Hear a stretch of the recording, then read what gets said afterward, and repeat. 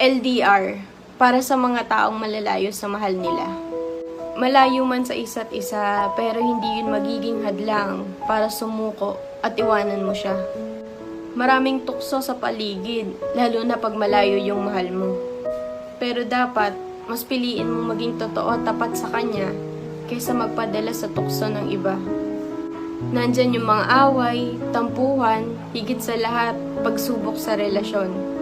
Pero hindi yun magiging hadlang para sumuko kayong dalawa.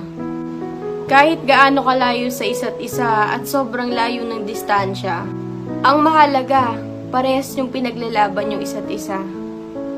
Isa sa pagsubok, yung layo nyo sa isa't isa. Pero darating yung araw na magkakasama na kayong dalawa. At hindi nyo na kailangang mag-phone para mag-good morning at good night sa isa't isa. Kasi gigising kang masaya dahil kasama mo na siya.